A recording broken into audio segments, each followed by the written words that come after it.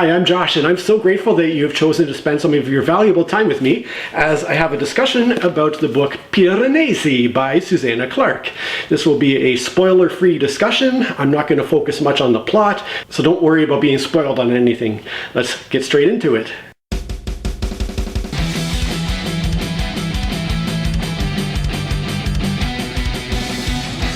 Piranesi is a short little standalone fantasy novel that's only 245 pages long. The reason I decided to pick it up was several years ago I read Susanna Clarke's other novel, which is on the opposite end of the spectrum in terms of the size. It's something like an 800-page book, and it was called Strange and Mr Norrell. And I thought that the book was okay, but it was also slightly boring and ultimately a bit forgettable. But what blew me away about the book was it had just such gorgeous prose. So when I saw Piranesi, I thought, okay, if Susanna Clarke's written another book with the same prose, I'm unlikely to get bored in a little book of this length, so it really can't go wrong. Now, Piranesi is kind of a weird book. We get into it and discover that it is about a guy named Piranesi who lives in this very strange world that is composed entirely of these massive multi-level halls that are lined with statues, and there are thousands upon thousands of these halls that go on to a potentially infinite length. The character has explored many of them and has traveled for days and days within this large house that he inhabits, and he's not really reached the end of it. So as far as we know, it's of an infinite size, and it has just these thousands upon possibly millions or an infinite number of statues that are kind of his companions in this house, because there is only one other living person in the house. There is a fellow that he has named the Other, and so it's just him and the Other that are the only living people in this world, although there are about a dozen or so skeletons of other humans that are in the halls that he has found over time. So it's a strange world in a strange setting, and as the book progresses, we kind of learn more and more about what Piranesi is doing here and what this is all about. But that's all I'm going to say from a plot perspective, because you're best off, as with most books, going in knowing as little as possible. Now, the book is written from just the point of view of Piranesi, and so as he kind of discovers things, we as the reader also learn more about what is going on in the story. Now, what's sort of funny is it turned out to be kind of the opposite of Dr. Strange and Mr Norrell, in that I found the story to be more interesting, as strange as it was, but the prose didn't really grab me quite as much as in the other book that I had read. So it's not that it was a poorly written book by any means. It's well written, but there wasn't the same kind of flair to the prose that really kind of stuck out to me in Dr. Strange and Mr Norrell. Now, with the writing, there is some depth to it and some kind of meaning behind certain things. One thing that is interesting is that the time period takes place in a modern world in sort of the late 20-teens, I think, somewhere around 2018 or thereabouts. And so there is this kind of correlation to C.S. Lewis's Narnia series, where we see people in modern times experiencing a fantasy world, and there are in fact allusions to Narnia in the book a couple of times, as well as to other Greek mythology type of stuff. There's a little bit of philosophical discussion sprinkled here and there as well, and I'm sure I would find more of that if I were to go back and reread the book. And as with many readers, when I read it, I would sort of transpose my own life and experiences on it. For example, we have this passage in the book that says, "As I walked, I was thinking about the great and secret knowledge which the Other," who is the other character in the house, "says will grant us strange new powers. And I realized something.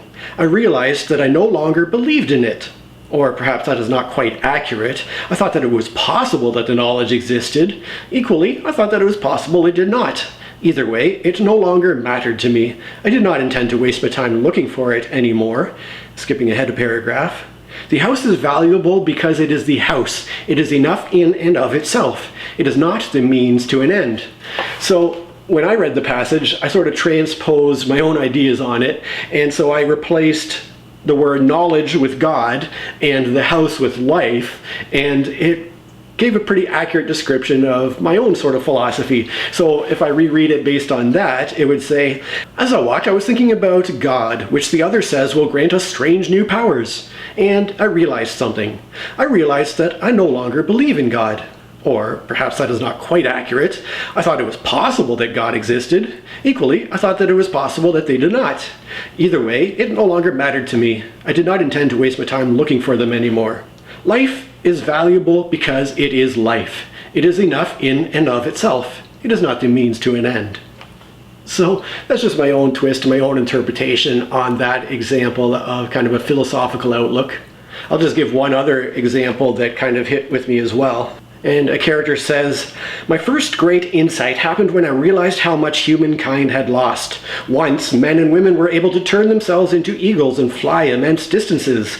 They communed with rivers and mountains and received wisdom from them. They felt the turning of the stars inside their own minds. My contemporaries did not understand this. They were all enamored with the idea of progress and believed that whatever was new must be superior to what was old, as if merit was a function of chronology. But it seemed to me that the wisdom of the ancients could not have simply vanished. Nothing simply vanishes. It's not actually possible." I like that because my own point of view is that humanity has really regressed with the invention of the internet and social media and the individualization of society, where we have fractured into individuals as opposed to being more of a harmonious community of people. And so the idea that merit is a function of chronology, that newer and more technological must be better than what was old, is something that kind of hits with my way of thinking too. So there were definitely a few interesting things to think about in this short little book. I just want to take a second to thank my Patreon supporters, especially my higher tier supporters, Joanna, Asmandas Perfect, Paul, and Mojodam. Your support means the world to me, and in the past week I've had a lot of fun getting to know one of my Patreon supporters a little bit better, although by the time this video is actually posted, it'll be a few weeks ago now, but it's been awesome to get to know this one particular individual better, and I would love to get to know you better too. Even if you don't want to necessarily support me on Patreon, just leaving a comment below my video and telling me a bit about yourself, it helps me with the YouTube algorithms, and it just makes me happy to hear from you. So thanks to all of you who have taken the time to support me in my endeavors here. Now back to the book.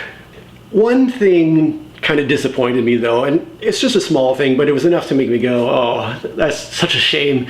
And it goes back to, I'm currently reading through the first 3 books in the Dune series, and the original Dune book, the main villain is presented as being villainous, and one of the ways that we as the reader know he's a villain is because he is a, quote, grossly fat individual. And I'm like, okay, Dune was written in the mid-60s where, you know, they didn't have quite the same ideas about body shaming and fat shaming and that sort of thing. So I can kind of understand why that might be there in a book written in the mid-60s. But then I came across this passage in Piranesi, which was published in 2020, and there's this description of one of the statues in the house. This statue represents a heretical pope seated on a throne. He is fat and bloated. He lolls on his throne, a shapeless mass. The throne is magnificent, but the sheer bulk of the figure threatens to split it in two. He knows that he is repulsive, but you can see by his face that the idea pleases him. He revels in the thought that he is somehow shocking. And I thought, oh, Susanna Clarke, why would you add that in a book nowadays? But besides that kind of small point, I did enjoy Piranesi. I think on the whole, in terms of a rating, I would probably give it a solid 7 out of 10. There was just enough of a mystery woven throughout the story that I was curious to see what was happening and how it was going to resolve, and it kept my interest. Certainly the very strange setting helped to add to the mystical ambiance of the whole thing. And all in all, I thought it was a good read. Now, I know there have been differing opinions. Some people have not liked it. Some people have really enjoyed it. If you've read Piranesi, I'm curious to hear what you thought about it.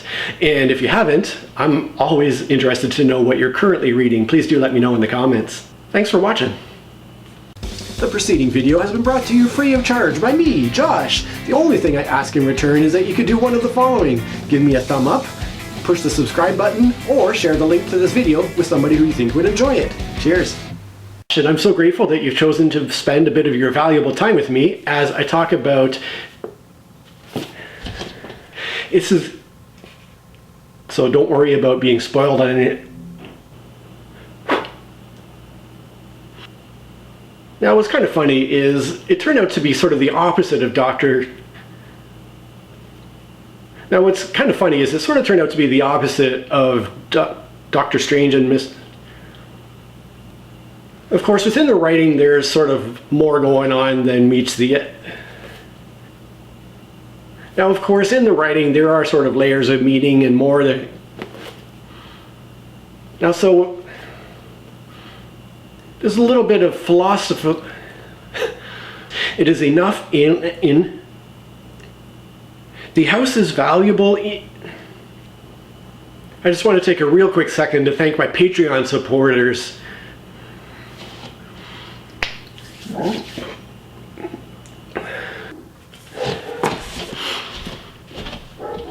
There's something about this fucking thing.